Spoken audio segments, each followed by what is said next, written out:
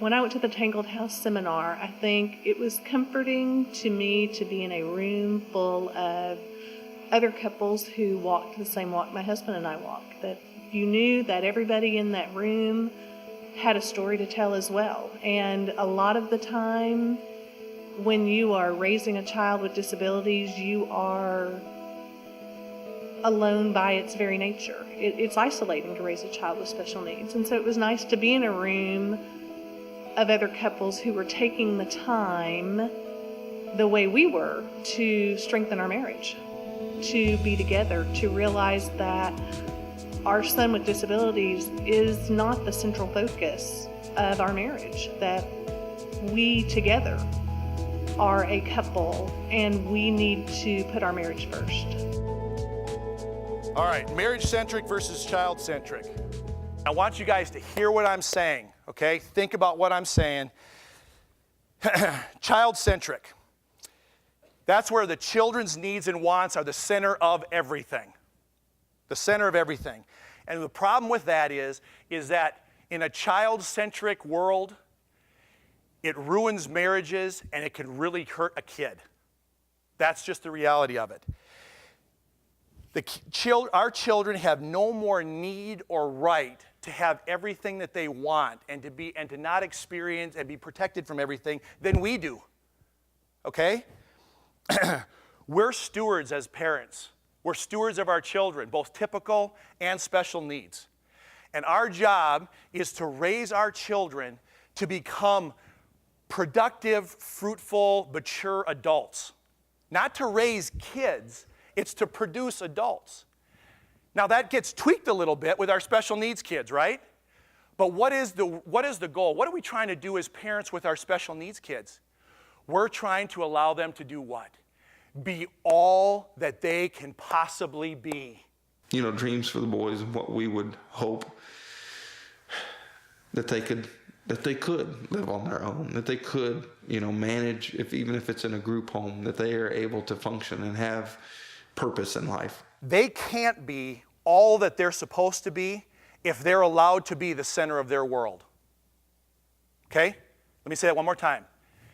Your child will never be all that they can be if they're allowed to be the center of their world. Now, how does this happen? It happens subtly and progressively. It begins out by necessity.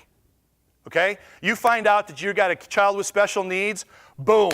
It's Katie bar the door, man. It's like everything gets put on hold. What do we have to deal with? And you start digging into medical, and you start digging into resources, and you're digging into school, and you're digging into nutrition, and you're digging into all kinds of things. Out of necessity, your world starts going around that.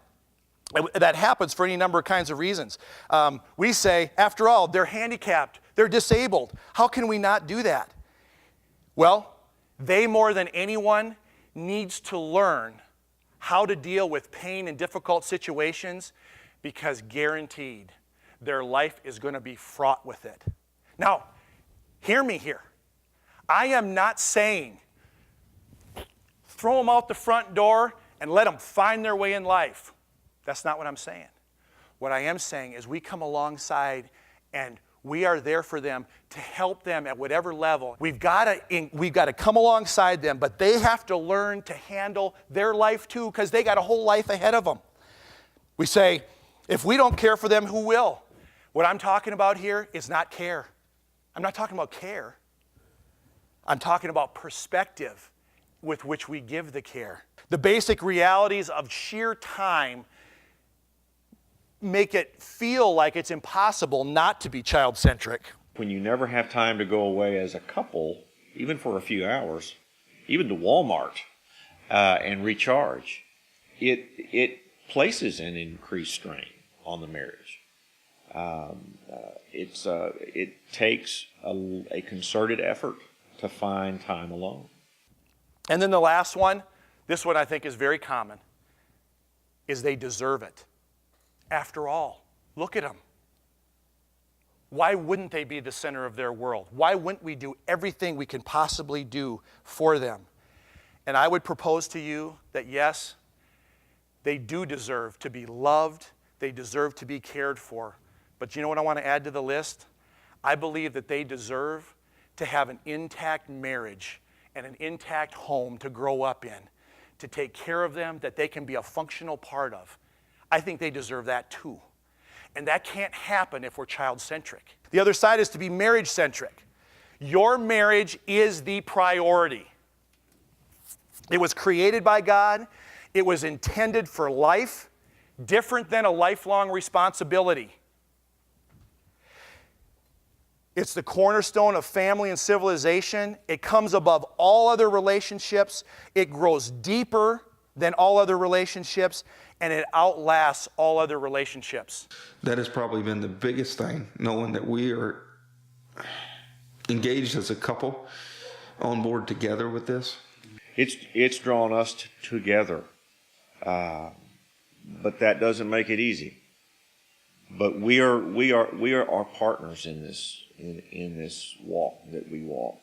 So how does this happen when you throw in this wild card of a kid with special needs?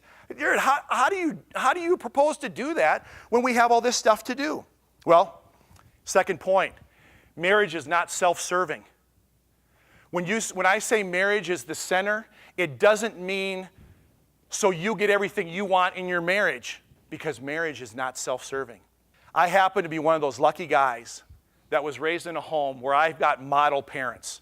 Not perfect by any example. I could get lost in telling about their imperfections, but model parents. There was never a question in our home of whether or not who was number one in our home. Raising 4 boys, my dad, he loved my mom, he served my mom, he protected my mom, he provided for my mom. He cherished my mom. Jim and I never dealt with a lot of stress in our marriage. I give Jim credit for that. He's a rock. He was my rock during it. Because we can't separate. I can't separate from Judy, and Judy can't separate from me. You know, we walk through this together. If I could bring them today, you'd see a couple, little aged, hitting 70 years old this year, where their love has morphed into something so much better. And that is, their relationship is now about devotion. They are committed to each other. They know each other. They've done something because they've been marriage-centric their whole life, where they see something, you see something in them, you go, man, I want to have that when I get to 70. And by the way, they don't live alone. Because when my younger brother was 2 years old, he had a malignant brain tumor. And they had to try experimental stuff to give him a chance to live, because no one had ever lived 2 years with this kind of cancer at that point in history. Jeremy's 42 today. So I got a special needs little brother who is 42, works, but you know what? It's not uncommon that when we go to Walmart, that we're walking in, that we hold hands like he's my 10-year-old brother. But he lives with my mom and dad, and they continue to care for him, but they continue to be marriage-centric, and he knows it. I think we had a commitment at time of marriage that no matter what would happen, we'd stick together, and we've always kind of been that way. So it wasn't as hard on our marriage as it was just part of life that happened to us, and we accepted it and dealt with it. And so here we are all these years later, fortunate enough that together we decided that we would raise Jeremy and take care of him. It can happen. What I'm sharing with you right now is a paradox. It's seemingly impossible. What you're saying, Jared, and what the realities are don't seem to be able to go together. Welcome to the definition of a paradox. But it is true. And what I'm saying is, it's all about you, but it's not all about you. That's the thing we got to grapple with. It's you saying to each other, no matter what, you are the most important thing in this world to me. Even though I've got to go to work, even though we got to deal with this stuff, even though you are the most important thing in the world to me. That was probably the most encouraging reminder to me, that not to be overcome by our child, but to know that together we can do anything.